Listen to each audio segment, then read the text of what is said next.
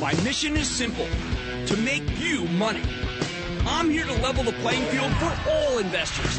There's always a bull market somewhere, and I promise to help you find it. Mad Money starts now.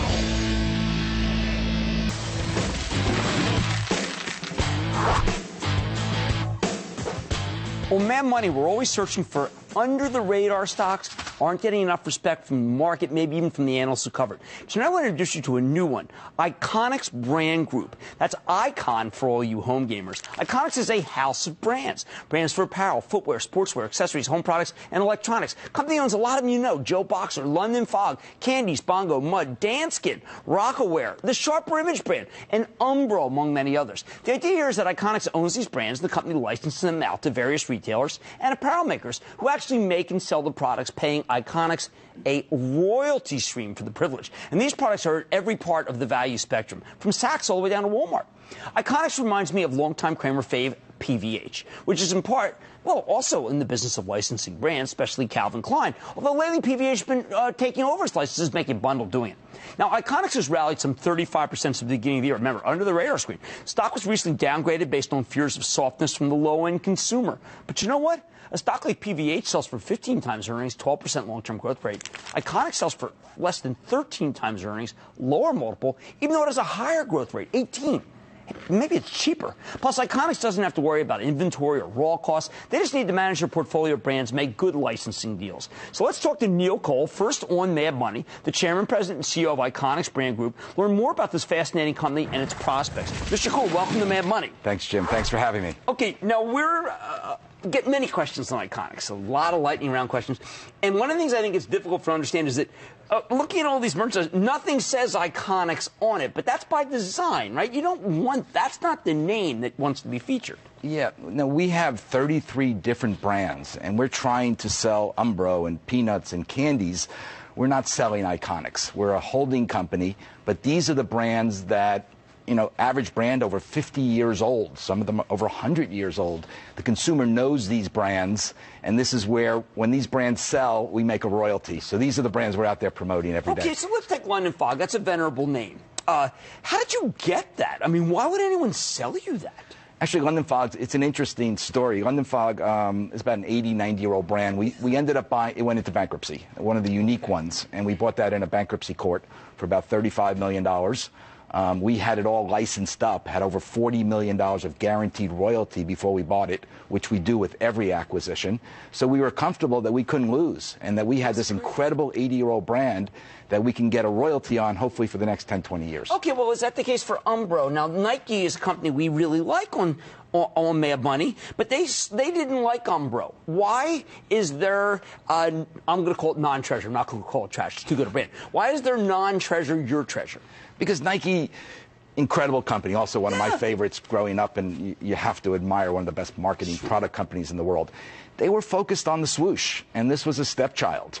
We saw this gem, 100-year-old company, Manchester, England, the best football, soccer company in the world, original. And we saw it as a huge opportunity. Nike was had 800 employees. We have 20 today. And we shifted all the risk to the licensees. 47 licensees, guarantees of close to $45 million to us. Only put about $10 million of marketing behind it, guaranteed $30 million profit. And that's how we look at brands, and we run our business model very different than a traditional operating company. Okay, now I used the PVH example. In some way, it's more like, you know, PVH licensed to G3. We've had them on. Jordan, we've had Mr. Franklin on. He has a lot of brands that aren't Jordan, but they're household names. Is it kind of more of a mixture of Jordan than it is pure PVH? I would say it's similar, that neither of those companies, you know, make their living selling their corporate name. Right. And so we just have these great consumer brands, and this is where we trade to the consumer as, and we're not so focused. The only place that's important for us is Iconics is the street. And we care about trading. Wall Street, and we have to focus on Wall Street more, probably a better job to help sell the security, because our names are not known on Okay. as our names are known, but not the stock as much. Well, I mean, you don't have a lot of analyst coverage. One of the main analysts who follows you in the main house doesn't seem to like you. Or it seems to be saying that your revenue growth has to slow, perhaps because of retail slowing. That's not been the case so far this year. No, we're going to grow this year with at least 20-25%. Acquired some great brands. We also have an incredible war chest. We've raised a lot of money over the last year, and we're going to acquire more brands. And we have a lot of exciting initiatives. Are there more brands out there? Oh, there's so many great brands. Well, I mean, I know you can't. I don't want to give away your game plan, but I mean, where are the great brands in the ether? Are they owned? Are they in bankruptcy? Or where do you find them? I mean, I want one. Why would I sell to you? I know you'll make more money if I sell it to you. Right. If you look at the profile of the 30 brands that we've purchased over the last 7 years, most of them are incredible consumer names, but they don't have great EBITDA.